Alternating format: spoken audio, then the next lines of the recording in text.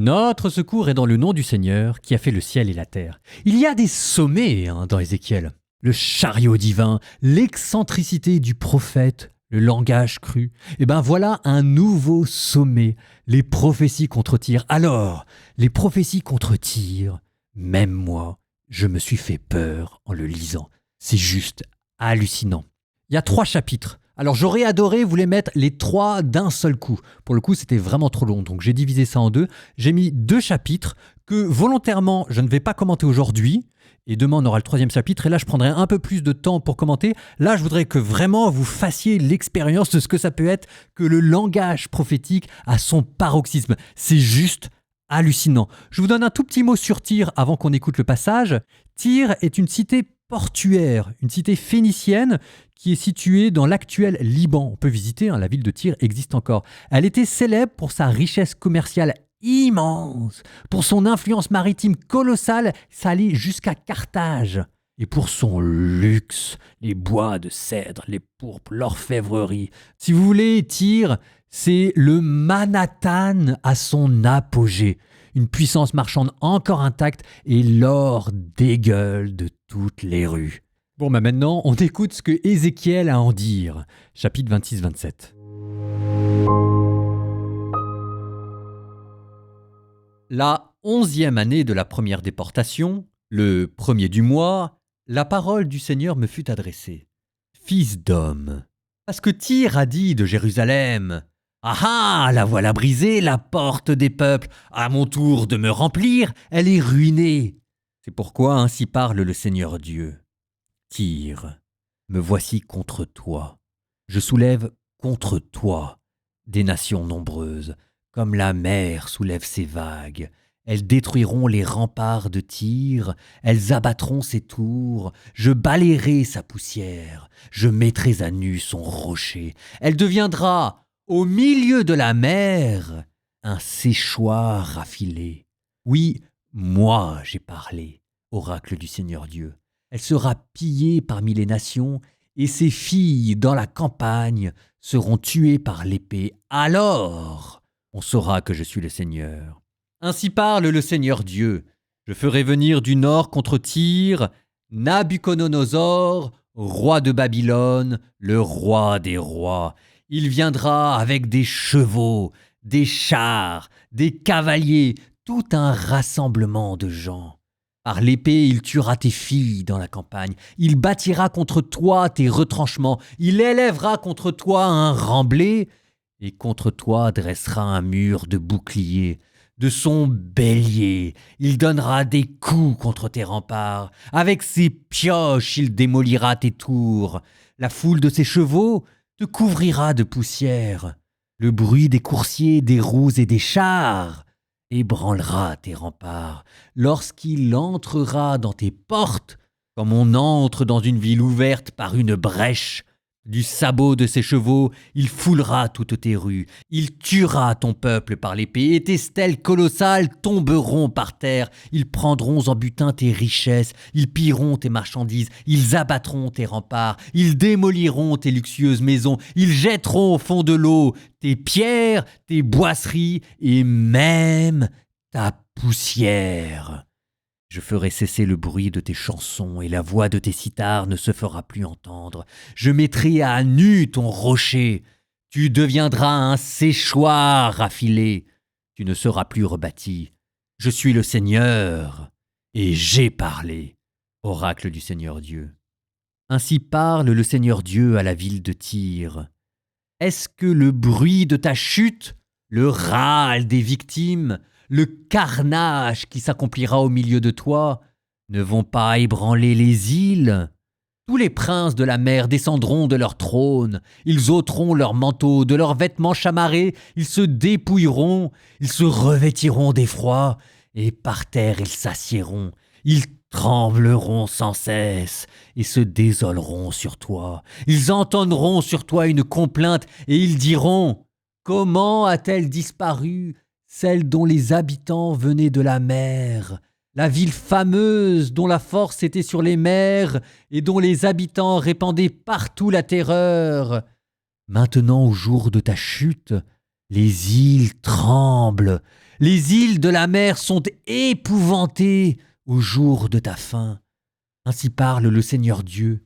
Quand je ferai de toi une ville en ruine, pareille aux villes inhabitées, quand je ferai monter contre toi l'abîme, et que les grandes eaux te recouvriront, je te ferai descendre avec ceux qui sont descendus dans la fosse, vers les gens d'autrefois.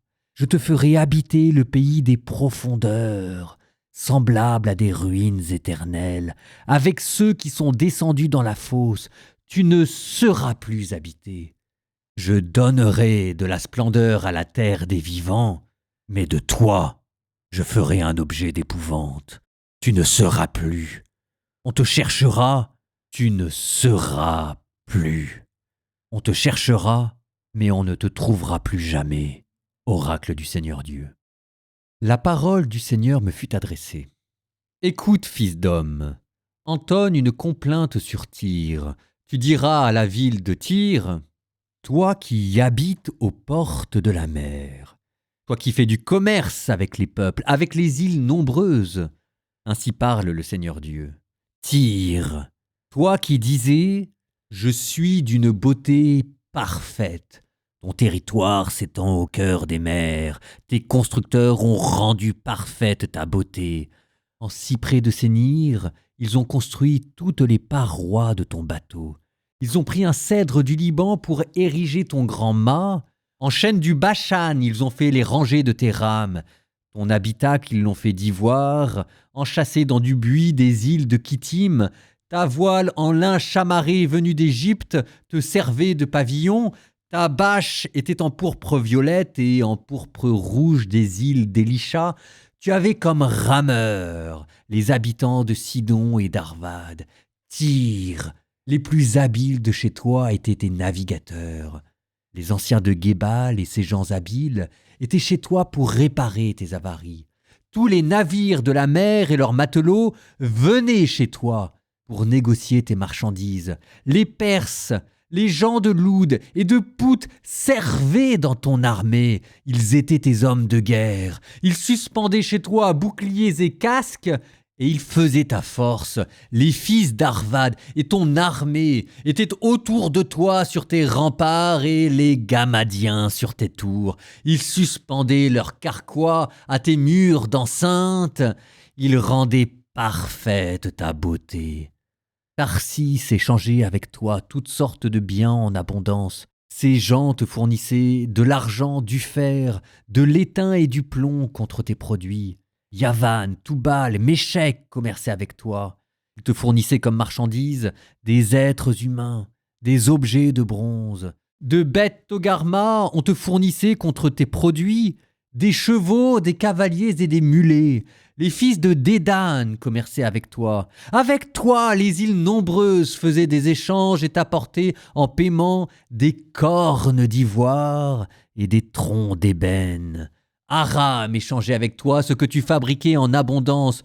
On te fournissait contre tes produits des escarboucles, des étoffes de pourpre rouge, des étoffes chamarrées, du lin, du corail, du rubis. Juda et le pays d'Israël eux-mêmes commerçaient avec toi.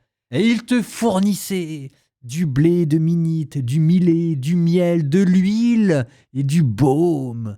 Damas échangeait avec toi contre ce que tu fabriquais en abondance, toutes sortes de biens, du vin de Helbon et de la laine de Shahar. Contre tes produits, Védan et Yavan Méouzal te fournissaient en fer forgé, en casse, en roseaux aromatiques destinés à tes marchés. Dédan faisait avec toi commerce de couverture de cheval. L'Arabie et tous les princes de Kédar eux-mêmes faisaient des échanges avec toi. Ils te payaient en agneaux, en béliers et en boucs. Les commerçants de Saba et de Raïma commerçaient avec toi. Contre tes produits, ils te fournissaient les meilleurs de tous les aromates, toutes sortes de pierres précieuses et de l'or. Haran, Cané et Éden, les commerçants de Saba, Assour, Kilmal, commerçaient avec toi.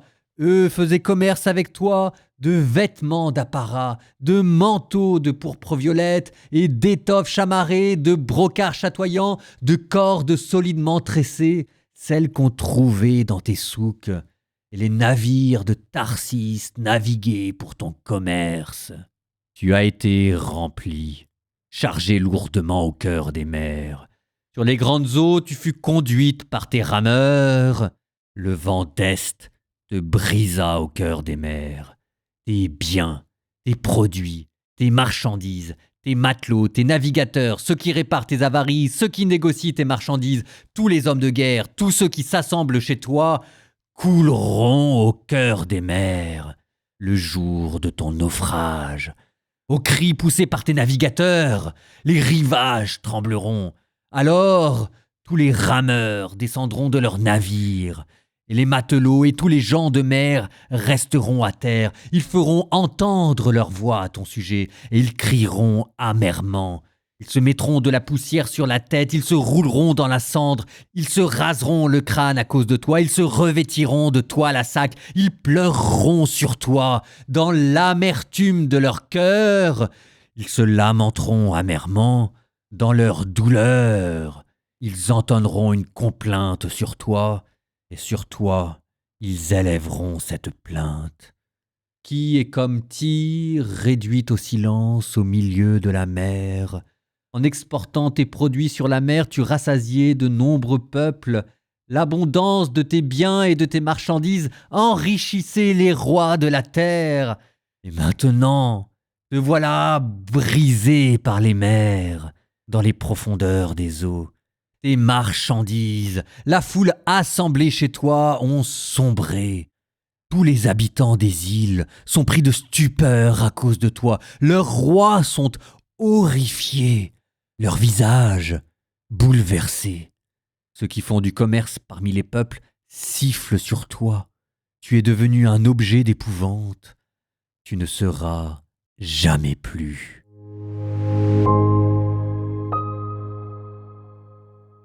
Ah, chic, j'ai encore un peu de temps. Le chapitre 27 que vous venez d'entendre, Lamentation sur la splendeur perdue. On dit que dans le genre littéraire, c'est ce qu'on appelle une élégie poétique et cosmique, une grande lamentation liturgique.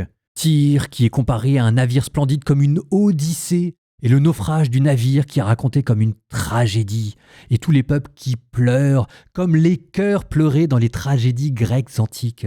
C'est un chef-d'œuvre.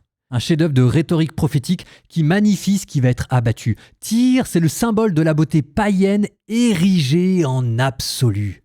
Et voilà que la mer, qui faisait la richesse de Tyr, devient sous la plume d'Ézéchiel le symbole du chaos primitif, des forces du mal qui se retournent contre l'arrogance de Tyr. Ça continue demain, ça va même aller encore plus loin, en attendant le livre des Proverbes. Proverbes 12, 21, 25. Aucun malheur ne frappe le juste, mais les méchants sont comblés de maux. Le Seigneur a horreur des lèvres menteuses. Qui agit loyalement lui plaît. L'homme avisé ne montre pas sa science, mais le cœur de l'homme crie sa folie.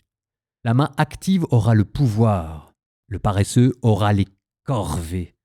Un souci dans le cœur déprime, une bonne parole ramène la joie.